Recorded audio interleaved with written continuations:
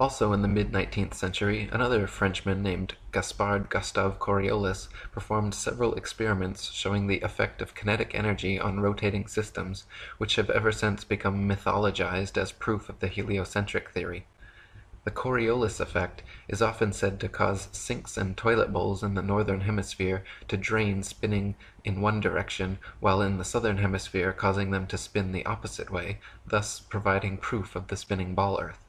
Once again, however, just like Foucault's pendulums spinning either which way, sinks and toilets in the northern and southern hemisphere do not constantly spin in any one direction. Sinks and toilets in the very same household are often found to spin in opposite directions, depending entirely upon the shape of the basin and the angle of the water's entry, not the supposed rotation of the Earth. Jennifer Horton wrote, "While the premise makes sense that the Earth's eastward spin would cause the water in a toilet bowl to spin as well, in reality the force and speed at which the water enters and leaves the receptacle is much too great to be influenced by something as minuscule as a single 360-degree turn over the span of a day. When all is said and done, the Coriolis effect plays no larger a role in toilet flushes than it does in the revolution of CDs in your stereo. The things that really determine the direction in which water leaves your toilet or sink are the shape of the bowl and the angle at which the liquid initially enters the bowl." The Coriolis effect is also said to affect bullet trajectories and weather patterns as well, supposedly causing most storms in the northern hemisphere to rotate counterclockwise and most storms in the southern hemisphere to rotate clockwise, to cause bullets from long-range guns to tend towards the right of the target in the northern hemisphere and to the left in the southern hemisphere. Again, however, the same problems remain. Not every bullet and not every storm consistently displays the behavior and therefore cannot reasonably be used as proof of anything. What about the precision of the sight aperture, human error, and wind? What about Michelson-Morley and Gale's proven motion of the ether's potential effect? Why does the Coriolis effect affect most storms, but not all? If some storms rotate clockwise in the north and counterclockwise in the south, how do those storms escape the Coriolis force? And if the entire Earth's spin is uniform, why should the two hemispheres be affected any differently? Coriolis's effect and Foucault's pendulum are both said to prove the Earth moves beneath our feet, but in reality only prove how easy it can be for wolves in sheep's clothing to pull the wool over our eyes. Another supposed ball Earth proof is that in the northern hemisphere, sinks, drains, toilets all spin one direction, and in the southern hemisphere they spin the other direction, and this is proof that the Earth is a spinning ball once again. However, you can find, even within your own household sometimes, drains will drain in opposite directions, let alone opposite hemispheres. So there's you can see videos on YouTube of people doing this trick at the equator.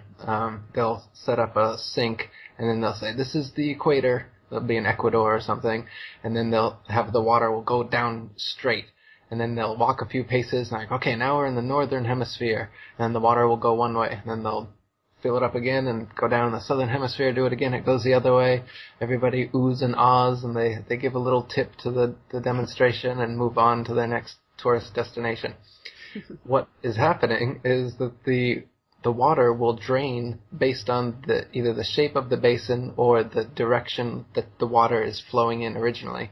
So this trick is done by just when you fill the water in, you fill it so that it's already spinning in one direction before you pull the plug. And you always have to quickly pull the plug, otherwise it'll always look like it goes straight down. Science with a capital S for you right there. Exactly, yeah. So, I mean, you can test this. There's videos debunking this on YouTube. People have found drains going both directions within their own household. And so, no, it's just yet another lame excuse trying to prop up a dying model. What about the Coriolis effect?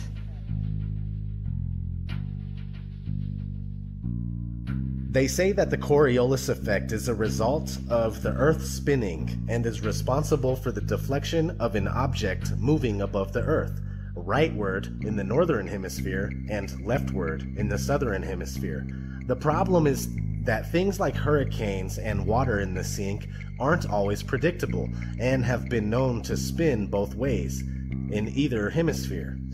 Also, another contradiction that proves the Coriolis effect false is the fact that no flying machine above the Earth has to account for it.